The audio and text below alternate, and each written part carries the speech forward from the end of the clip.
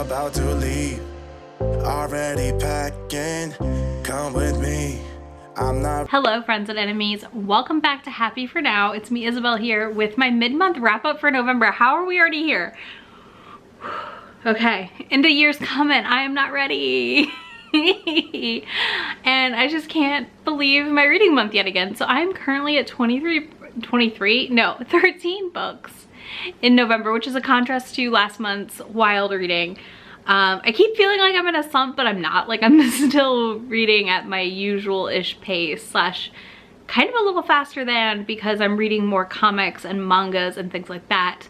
So because of that, I wanted to come on here and do my mid-month wrap-up and talk to you about my reading so far in November. It's been a pretty good month. We did kick off the month, the first 2 weeks, with 2 paranormal romance readathons, so you are going to notice a lot of paranormal romance in this list. Some manga, of course, as always. And I'm just going to go through the books in the order I read them, tell you my ratings, talk about them a little bit, and then I will see you at the end of the month with my full stats and info. First, I read Raven Song, which I'm going to tell you the tropes of and not too many details on the plot or who is in it, because I don't want you to read Wolf Song. If you haven't read Wolf Song, I don't want to give anything away. You can put it that way. This is a different couple than Wolf Song. They are in the description if you're truly curious, but this is a second chance romance that worked really, really well for me. It involves a witch and a shifter, so that's delightful. And I find the lyrical writing of TJ Klune to be so beautiful, so engaging, and just hard to put down at the end of the day. And I'm really, really excited that I will probably be done with this series in November, if not in early December. And I gave this Raven Song 5 out of 5. I think that it was remarkably even more engaging than Wolf Song was, and Wolf Song was like a solid 4.5.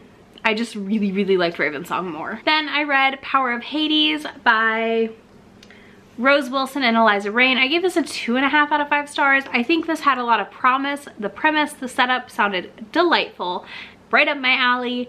And then the whole first book felt like a prequel novella in which we didn't get to see the couple interacting really at all. And that for me is like a crux of a first book. I want to see some interaction to know what's going to happen going forward. This involves a competition in the underworld of sorts, or the other areas of Olympus, where people are competing to be Hades' wife. And Persephone, or Percy, ends up sent down there with no memory of her past life. And it's an interesting thing. I think it had a lot of potential at the end of the day. I didn't despise the writing. I just don't like the way in which it was serialized slash broken up into 3 novellas. Okay, so then I read A Whisper in the Dark by KJ Sutton and Jesse Elliott. This is a vampire serialization, which you know going in. They tell you very brief, in the description, that this is a serial novel situation. So I was prepared for the cliffhanger ending. I thought that this is an interesting story. So basically Charlie goes to sleep one night, and when she wakes up the next morning, her eyes have changed colors, and the color depends on where you're going to get sent as a vampire and where you have to live out the rest of your life. And of course she gets sent to the slums basically and has to go work the rest of her life, and is a disgrace to her family, because the way you get that eye color she has is by not being a full-blooded vampire, you're half human. So that's what happens to her. It's very interesting. A lot of plot unravels. It was a solid 3-star read. I don't know if I'll read the rest of the series. I'm kind of interested in it, so I may occasionally pick one up to read through it, but it wasn't enough of a hook to make me continue the series immediately. Then I read volumes 15 and 16 of Yonah of the Dawn. So this is my new favorite manga series ever. These are a fantasy romance manga where our the princess sees her father murdered, and she goes on a quest to find her dragon warriors, and it's just a lot of good time. It's really good. It is a big manga series. I do recommend checking it out from your library if at all possible, and it's well worth a read. I have enjoyed all of these. They've all been 5 stars pretty much. Next, I read Archangels Kiss by Nalani Singh. This is book 2 in the Guild Hunters series. We continue following Elena and Raphael. This one felt like a lot of world building and a lot of building on the basis that we got in book 1 to expand the universe further into the series. I didn't dislike it, but I didn't love it. So it was a 3.5 for me overall. I think that I will still probably continue the series just gonna take my time with it, like everything else I read that's a series. But I'm really curious to see where else it goes. I think, you know, it was a good contained novel, but you felt that second book building situation happening. Next, I read volume 3 of The Promised Neverland by, this was another like 4.5 star read. This is another 4.5 star continuation into the Promised Neverland series. I'm really enjoying these. They are all available on the Viz Media app for $1.99 a month. So The Promised Neverland follows these children at an orphanage. And I can't tell you much more because volume 1 honestly gives you the biggest plot twist you're not expecting, and I don't want to give it away. This continues that story. It was very engaging and interesting. I can't wait to read more. Then I read book 3 in Kate Daniels' Magic Strikes by Ilona Andrews. This is when we really get to see Kate and Curran get together and like find each other a little bit, and it's so good. It's like the best payoff ever. I just love their banter. I love Kate so much. She's honestly one of my favorite heroines ever, and I cannot wait to continue reading this series. I have really been loving paranormal this month. Yeah, this is a solid continuation in the series. I love the stuff with Julia, I think is the kid's name, and just so much of how everything played out in this book. So yeah, I really like this. I think this was such a good continuation, and I cannot wait to pick up the next book. Then I read Love Song by TJ Klune, which is 2.5 in the Green Creek series. If you finished Raven Song in the last 3 weeks, like a lot of people have, you absolutely have to pick up this book. Well, this short story. It is on TJ Klune's website, and I cannot recommend it enough. I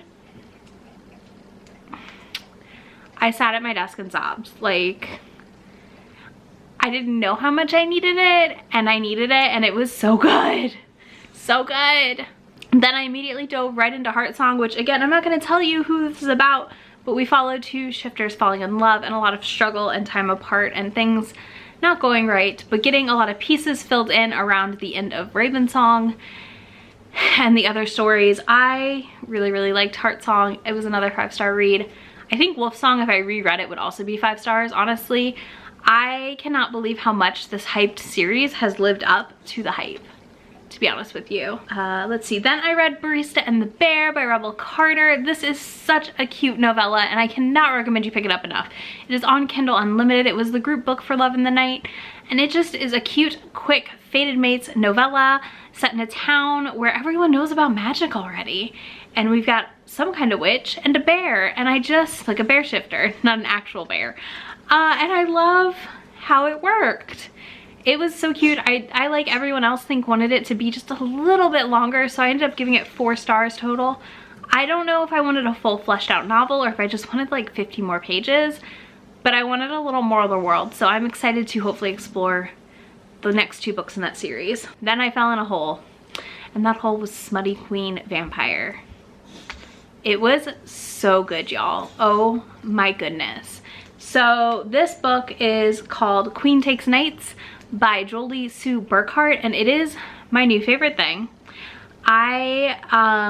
It's my least favorite term. It's polyamorous, but reverse harem with a female lead queen vampire who doesn't know she's a queen vampire, and of like this line, and she gets found by these guys, and they like bang a whole bunch, and it's delightful. Oh, it's so filthy good. Oh, so I don't necessarily like blood, but this book has a lot of blood play in it. I'm gonna tell you that right now. But it also has a lot of interesting world building. There's like some plays on Egyptian mythology that so far haven't gotten any payoff. So we'll see, but like I devoured this first book. It is on Scribd and Hoopla as audios, and the ebook is on Kindle Unlimited. So you definitely could pick it up and check it out. I think give it a try if you're open to it. Again, I know that it is a very, it's a book that's not going to be for everyone, but if you really want something that's just kind of bonkers and super smutty, this might be it. But also know that it does have like kind of weird breeder stuff in it, although she's not like gotten pregnant yet, but it has like that vibe. Does that make sense? I hope that makes sense. Anyways, I loved this book. This was like a 5-star read, and I immediately dove straight into the next book, which is Queen Takes King, which involved a dragon shifter. So I was already on board, y'all know. I love a dragon shifter. I think they're so fun. It's my bestie's favorite, actually, and I love when I find new dragon shifters, but this was especially enjoyable because they basically bone him to submission, and he like begrudgingly joins the crew, and then it ends with like a massive orgy. And it's so freaking good, y'all. It's so good. So good. Yeah, I can't say enough good things about Queen Takes King or Queen Takes Knights. It was just, that whole series, again, that was like a 4.5, because honestly by the end we're getting to the point in which it's almost a little confusing, all the names. I'm not gonna lie, already 2 books in. But I need to explore more of this genre of romance where we have more polyamorous groupings, because I'm enjoying them right now. So I feel like I need to lean in and just take myself on that dirty adventure. And then I was gonna tell you, I am currently reading 3 books.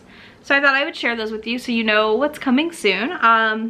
As a little preview on a secret TBR project, someone picked my TBR for this month and I'm so excited about it. And I actually just finished it today when I'm filming this on the 16th, so you don't get to know my rating or any info, but I already finished it. But it was Winter Street by Eileen. Yeah, so Eileen Hilderbrand wrote this. This was a Christmas novel that I read. Can you guess the theme? You'll see the vlog very, very soon, I promise. And then I'm also still wrapping up Wolf Gone Wild by Juliet Cross, but really, really enjoying it. And also Deal with the Elf King by Elise Kova, which is my first Elise Kova, and I'm also really enjoying it. I just have been in the mood for a lot of audiobooks lately, so it's taking me a lot longer to read anything on my Kindle than usual. So that's it for this mid-month wrap-up / update, whatever. Anyways, thank you so much for joining me. I hope you enjoyed. I hope you maybe found a new book. Let me know your favorite read so far of the month, or drop a dog emoji in the comments, since Angus decided to join us mid-wrap-up and now he is sleeping at my feet. Yeah, so you can check that description box for links to every single book I discussed. You will also find links to all of my social media, including the link to the Romance YouTuber Discord. If you want to come chat romance books with us, we would love to have you. Honestly, it's such a fun place. And I will see you at the end of the month with my full month wrap up. Here's to hopefully another awesome month of reading. And, you know, I'm excited. I will see y'all soon. Bye. Really asking, we'll get away to a place where we don't know.